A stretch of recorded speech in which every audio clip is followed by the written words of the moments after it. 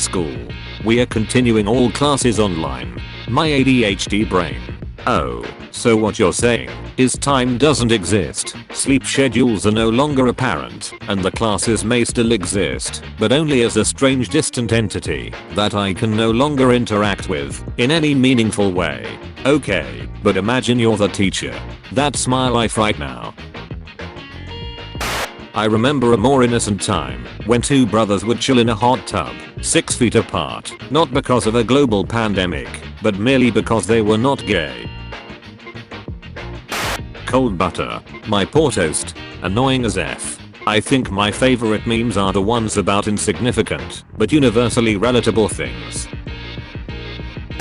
Me, begging, tears in my eyes. Please just tell me what the book is about. The plot. Please. A book annotation on the cover. Unfazed. A subversive masterpiece. A deep and touching story. The New York Times bestseller. Go F yourself. Bill Nye has f***ing snapped. If you say the words Chinese hoax, he'll personally teleport to your location, set you on fire, and tell you that oh no, boo-hoo, you can't stop being on fire because it costs too much money to not be on fire. Guess it's just not worth extinguishing you. He'd stab an oil company exec with knife hidden under his light blue lab coat. That man has gone off the civility rails. He is absolutely living. I admire him fully. We stan. Bill Nye has what feels like a valid anti-hero / supervillain origin story. Young optimistic scientist dedicates his life to educating children about science, but then watches those same kids grow up to ignore science and continue to destroy the earth. So, in a fit of rage / act of desperation, he activates super scientist mode and becomes his superpowered persona and starts killing billionaires in ridiculous over-the-top 4th grade science fair experiment related ways. To be honest, I'd help him. Reblog to become Supervillain Bill Nye's nameless henchperson. Kill Nye the Defiance guy would remember all his henchperson's names. Peter, who can lift up to 10 tons in cannon, carrying an elephant in his arms. This is my new pet. Tony, losing all color in his face. Okay cool okay. Peter, drops his backpack on the floor. Concrete. Cracks. Tony, whispering. What the F? Tony, you can lift up to 10,000 kilograms? That's like. Peter, thinking about his abandoned Nintendogs. Almost enough to lift the weight of my sins. Yes. Tony. Thor, what is this child doing on the battlefield? Peter, picks up the Hulk, yeets him 700 miles per hour at a flock of aliens. Angry Shrek attack. Thor, never mind. My Animal Crossing character. Me in real life. Video games are great because you can be the fashion icon you've always wanted to be. If I was a famous author, I would publish a book with 10 different endings, which all went to print with varying degrees of rarity, but not tell the fans about it, so that I could watch their confusion as they disagree over how the story ended. Then, when they figured it out, I would come clean, telling them that I had released 11 alternate endings, and watch them panic again as they all try to find the last ending. Are you Satan? Imagine all the things animals think, and remember we have no clue because we don't speak the same language. Michael the gorilla was taught sign language by Coco, the first signing gorilla. He began signing squash meat gorilla. Mouth tooth. Cry sharp noise loud. Bad think trouble look face. Cud neck lip. Girl. Hole. Researchers believed this was a description of the poaching death of his mother. Washo was a chimp who was taught sign language. One of Washo's caretakers was pregnant and missed work for many weeks after she miscarried. Roger Fouts recounts the following situation. People who should be there for her and aren't are often given the cold shoulder, her way of informing them that she's miffed at them. Washo greeted Kat, the caretaker, in just this way when she finally returned to work with the chimps. Kat made her apologies to Washo, then decided to tell her the truth. Signing my baby died. Washo stared at her, then looked down. She finally peered into Kat's eyes again, and carefully signed cry, touching her cheek, and drawing her finger down the path a tear would make on a human. Chimpanzees don't shed tears. Kat later remarked that one sign told her more about Washo and her mental capabilities than all her longer, grammatically perfect sentences. Washo herself lost 2 children. One baby died shortly after birth of a heart defect. The other baby, Sequoia, died of a staph infection at 2 months of age. After the death of her children, researchers were determined to have Washo raise a baby and brought in a 10-month chimpanzee named Lawless. One of the caretakers went to Washo's enclosure and signed, "I have a baby for you." Washo became incredibly excited, yelling and swaying from side to side, signing baby over and over again. Then she signed my baby. The caretaker came back with Lawless, and Washo's excitement disappeared entirely. She refused to pick Lawless up, instead signing baby apathetically. It was clear that the baby she thought she was getting was going to be Sequoia. Eventually, Washo did approach Lawless, and by the next day, the two had bonded, and from then on, she was utterly devoted to him. Information shamelessly paraphrased from When Elephants Weep by Jeffrey Masson.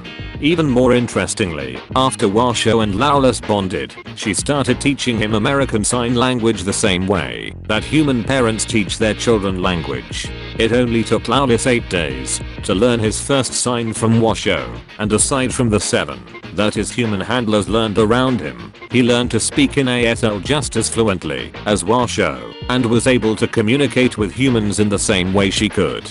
Now, if you don't think this is the tightest you can get out to my face. Cooking spinach. This is the meme content I like to see. Let me tell you something. Chefs love memes about how a kitchen works, and this one caused my entire kitchen to riot, and my head chef sent it to all the area chefs in the company. I have a new black metal band. Really? What's it called? I don't get it. OMG. Black metal band names. More black metal band names. Who the F is Party Cannon? They're the true rebels here. Party Cannon. Duct tape to a flagpole. Look at this fucking album cover. That's not even an image. I'm sorry. Tumblr just forced me to apologize after it didn't recognize the image type I wanted to use. Concept. A Disney princess style movie where it initially appears that the central conflict is going to be, if I get married, I'll be expected to produce an heir, but the person I love is a girl. Except all that's dealt with in the first 20 minutes of the film, when it turns out there's actually an official precedent for that, and all she and her new wife will have to do is adopt a child of suitably noble blood in order to preserve the succession. The rest of the film revolves around dealing with various petty nobles scheming to ensure that it's their kid who gets adopted into the royal family. Me. Turns up to court in a fursuit. Hi, I'm your public defender. Me. Tears in my eyes, begging the judge. I'll plead guilty if you arrest them too. The judge. Also in a fursuit. Overruled. Pasheen the cat making some chemistry. That cat is not wearing safety goggles. He hasn't even bothered to clean up that spilled solvent, and he is holding that Ertenmia flask way too close to his face. Pasheen the cat. More like Pasheen the limits of lab safety. I don't know what I did, but it worked. Or thrilling story about my academic life. Every paper I ever wrote. Scooby-Doo is the most useless member of the Scooby-Doo team. Why is the show named after him? The show should be called Velma. All hills are silent, if you think about it. Not the ones alive with the sound of fucking music. B. In case you've ever wanted to see a fish yawn, here's my clownfish. This is definitely an 11/10. F all this essential retail workers are heroes bullsh. Essential retail workers aren't heroes. They're hostages. They want to go home. They want to be safe. But they can't, because they'll literally starve to death on the streets, because without their jobs, they'll be homeless, with no healthcare and no food. We have a society that treats a certain class of people like and yet society literally couldn't function without them.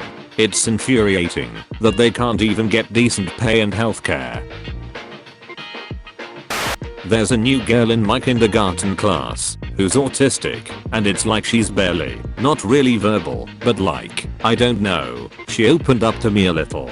I don't tell people I'm on the spectrum at work because they already treat me horribly because I'm the only POC there, but like, she's a little Latina girl who I know exactly how she feels, and like, I was like, hey Nana, if you don't wanna talk, it's okay, just thumbs up or thumbs down if you understand the math problem, okay? So, we sorta made like a thumbs up and thumbs down thing between us, and today it was the most surreal thing, because I know they tell you to make eye contact, but I'm gonna tell you a trick. Look at their neck, chin, hair, and whatever is behind them. I don't like eye contact very much either. Thumbs up. And she said with the smallest voice, thank you for not saying I'm dumb. I wanna be the person I needed when I was her age. I touched a PP once, and it was the scariest thing in my life, because it had a really cold head, and I don't know, it wasn't fun. Sometimes the eye and you shouldn't be so close on the keyboard. Anyone else have one of those formative omegle experiences that stuck with you? I remember once matching up with this 27-year-old mechanic. He found the Omegle page open on one of the shop's computers, and he wanted to see what his coworker was up to. We matched up because of our listed manga interests. He asked how old I was, and I lied and said I was 16. As a conversation starter, he asked if I had my license yet, and because I was 12, I said no. So he starts giving me driving tips. Get a junker as your first, because when you finally get a new car, you'll be able to appreciate it. Stick shift is going out of fashion, and even if you learn how to drive that way and enjoy it, get an automatic. It'll save your ass on nasty hills and in rush hour traffic. And most importantly, never hold your hands at 10 and 2. Go with 9 and 3. He'd always loved cars and used to race when he was younger. Became pretty well known in the indie circles. One day, he was speeding around the track and just came out of the curve when a girl in the crowd flashed her at him. He was so distracted that he crashed straight into the barrier. Due to how he was holding the wheel, he broke both of his arms.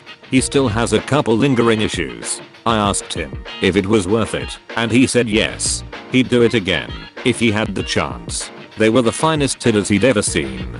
The moral of this story is that, to this day, I grip 9 and 3 when using both hands, because wait, that's what titty guy said I should do.